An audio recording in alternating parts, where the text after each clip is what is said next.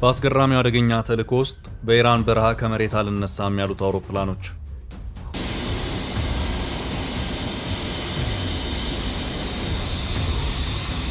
Dozens of aircraft, hundreds of special operations troops, 2 MC-13OJ trains. ፓይለቱን ለማዳን ኢራን የአየር ክልል ውስጥ ያረፉት አውሮፕላኖች አልነሳም በማለታቸው ትራምፕ ከባድ ብሔራዊ ውርደት ውስጥ ሊወድቁ ነበር።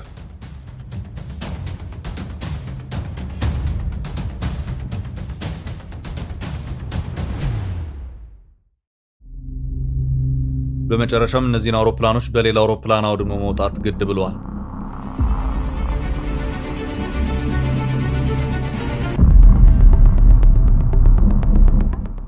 ይህንን ጉድ በጭንቅ የሰሙት ትራምፕ በእውነቱ ለመናገር የኦፕሬሽን በአሜሪካ ታሪክ ውስጥ እጅግ አደገኛው ነው ብለውታል።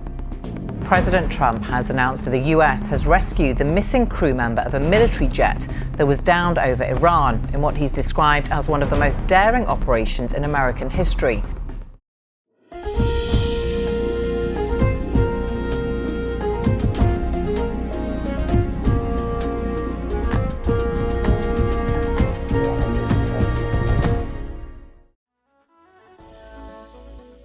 ትራምፕ በኤፍ-15 ተዋጊ አውሮፕላኖች ውስጥ የነበሩት አንድ አብራሪና አንድ ተኳሽን በኢራን ምድር ከወደቁበት ለማዳን በተደረገው ርብርብ ከባድ ውርደት ውስጥ ከመውደቅ ለጥቂት ተርፈዋል። አሜሪካም እንደ ሀገር ከከባድ ብሔራዊ ውርደት ተርፋለች።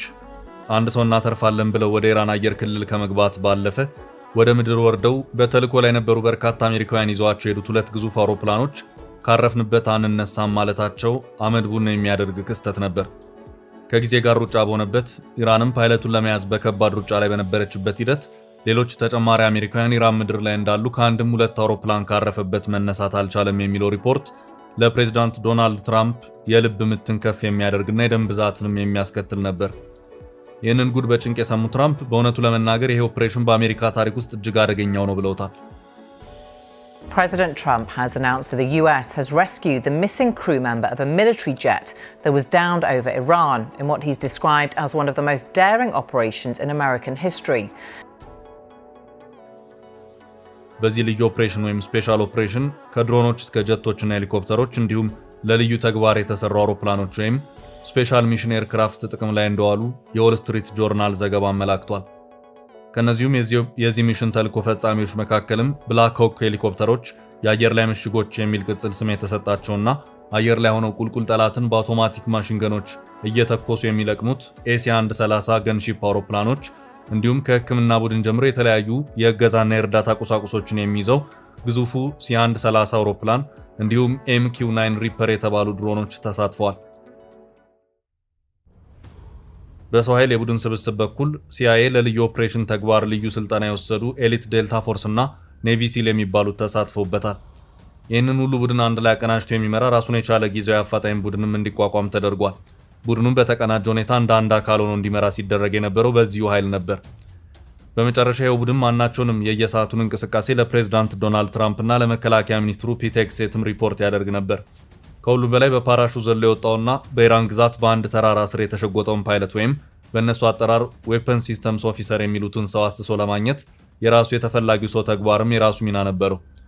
ይህ ሰው ዋናው የጀቱ አብራሪ ፓይለት ሳይሆን ተኳሽ ወይም በኢላማ ላይ ቦምብ ወርዋሪ ነው። ለዚያም ነው ዌፐን ሲስተምስ ኦፊሰር የሚለው ስያሜ የተሰጠው።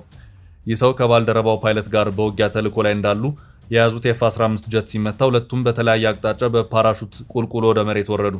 የወረዱትም የጠላት ግዛት በሚባለው የኢራን ግዛት ውስጥ በመሆኑ ፓራሹታቸውን እየመሩ ራሳቸውን መሬት ያስነኩት ምንም ሰው በማይገኝበት ቀጠና ነው።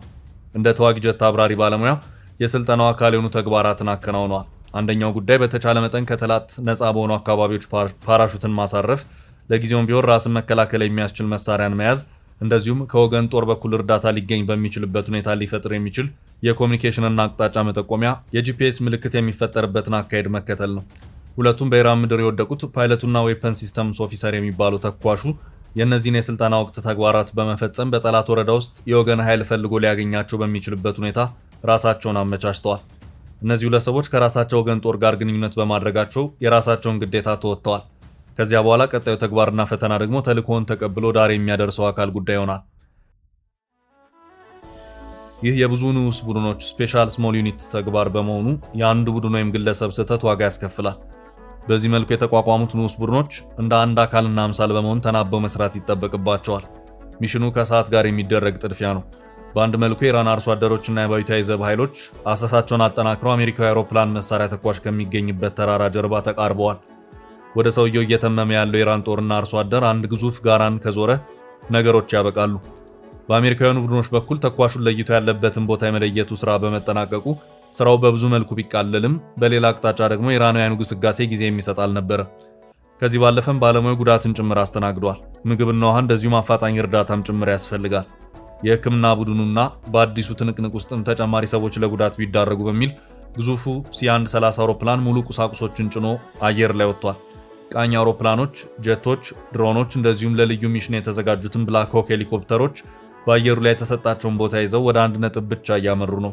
ይህም በአንዲት የኢራን ግዛት በአንድ ጋራ ስር የወደቀን ሰው ለማንሳትና ከዚያ ግዛት ይዞ በሰላም ለመውጣት የሚካሄድ ተልዕኮ ነው። ከሁሉም በላይ ደግሞ ከባድ ኃላፊነት የተጣለበት አንድ ወሳኝ የጦር አውሮፕላን አለ። ይህም ለልዩ ተልዕኮ ብቻ የሚነሳውና ተግባሩን ፈጽሞ ወደ ቦታ የሚመለሰው ግዙፍና የልዩ ተልዕኮ አውሮፕላን ኤሲ-130 የተባለው የአውሮፕላን አይነት ነው። የአውሮፕላን ተንቀሳቃሽ የአየር ላይ ምሽግ የሚል ስያሜ የተሰጠው የልዩ ተልዕኮ አውሮፕላን ነው። በርካታ ማሽንገኖች ቁልቁል አፋቸውን ተክለው ምድር ላይ ያለን ጠላት አንድ ባንድ የሚለቅሙበት አውሮፕላን ነው። ተኳሾች የመሬት ላይ ሰዎችን እንቅስቃሴ አንድ ባንድ የሚከታተሉት በተገጠመላቸው የባለብዙ ሌንስ መነጽርና ስክሪን ነው። ይኸው ኤሲ-130 አውሮፕላን ለዚሁ ተግባር ሙሉ ኃላፊነት ተሰጥቶት ወደ ስራው ሲገባ በኢራን ምድር በአንድ ጋራ ስር የወደቀውን አሜሪካዊ ለማዳን በሚደረገው ጥረት ተፋላሚ አካላት ከመጡ አንድ ባንድ ለመልቀም ነው።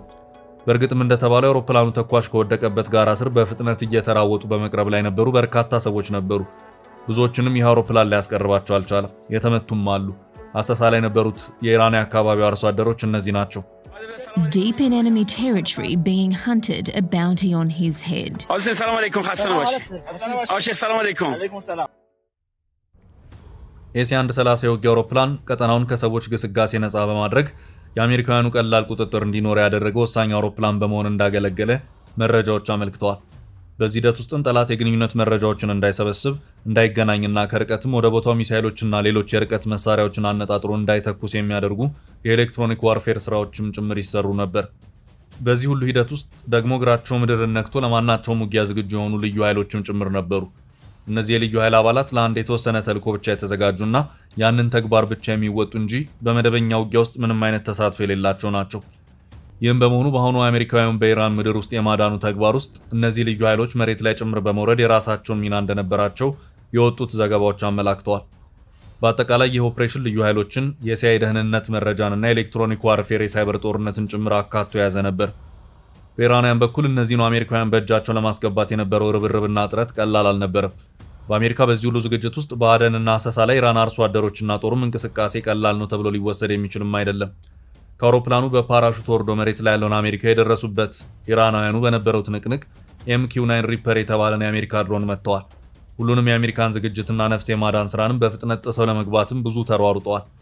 ይህ ፋታ የማይሰጥ ትንቅንቅም በነፍስ አድን ስራ ውስጥ የተሰሩት በርካታ የአሜሪካ ቡድን አባላት በከፍተኛ ስጋት ውስጥ ሆነው ተልዕኳቸውን በጥድፊያ እንዲፈጽሙ አድርጓቸዋል። ፕሬዚዳንት ትራምፕና ባለስልጣኖቻቸውም ይህ ሚሽን ከከሸፈ ሌላ ውርደት፣ ሌላ ኪሳራ በሚል በከባድ ጭንቀት ውስጥ ሰዓታትን እንዲያሳልፉ አድርጓቸዋል። ለተወሰኑ ቀናትም ዋናው የጦርነት አጀንዳ ተቀልብሶ ጉዳዩ እነዚሁ ፓይለቶች አጀንዳ እስከመሆንም ደርሷል። በዚህ ከሰዓት ጋር እንደዚሁም ከኢራናውያን ጋር በነበረው የትንቅንቅ ሩጫ መሃል ለዚሁ ልዩ ተግባር የተዘጋጁት ልዩ ኃይሎች እግራቸው መሬት ነካ። ሙሉ የሕክምናና የእርዳታ ቁሳቁሶችን የያዙት ሁለት ግዙፍ MC-130J አውሮፕላኖችም በማይመቸው አባጣ ጎርባጣና በጋራ መሃል በሚገኘው ቦታ መሬቱን ተቆናጠው ወረዱ። ወሳኙ የሚሽን ሰዓትም ደረሰ። በጋራ ስር ወድቆ እያቃሰተ ያለውም አሜሪካዊ ዌፐን ሲስተምስ ኦፊሰር ተገኘ። ሚሽኑ ተጠናቀቀ ተብሎ ሁሉም ከዚያ ቦታ ለቆ ለመውጣት ሰከንዶችን እየቆጠረ ባለበት ሰዓት ግን እነዚያ ግዙፎች የሎጂስቲክስ አውሮፕላኖች ማለትም MC-130J ከቆምንበት አንንቀሳቀስም አሉ። በዋነኝነት ከገጠማቸው ያልተመቻቸ አስተራረፍ ሁኔታ ጋር በተያያዘ ነው በሚል በተጠረጠረ ምክንያት አውሮፕላኖቹ መንቀሳቀስ አልቻሉ። አመድ ቡን የሚያደርግ ከባዱ ፈተና የተከተለው ደግሞ እዚህ ጋር ነው። ያለውን ጊዜ ለመጠቀም ሌሎች አፋጣኝ አማራጭ አውሮፕላኖችን በመጠቀም አካባቢውን በፍጥነት ለቆ መውጣት ግድ ሆነ። ደግሞም እንደተባለውም ሆነ። ግን ደግሞ MC-130J አውሮፕላኖች በውስጣቸው በርካታ መረጃዎችን የያዙ በመሆናቸው እነዚህን አውሮፕላኖች ምድር ላይ ትቶ መሄዱ አደጋ ነው የሚል ሌላ ሐሳብም ተነሳ። እናም የነበረው ብቸኛ አማራጭ እነዚህኑ ከመሬት አንነሳም ያሉትን MC-130J ባሉበት በራሳቸው በአሜሪካውያን ተመተው እንዲጋዩና እንዲወድሙ ማድረግ ነበር አደረጉት።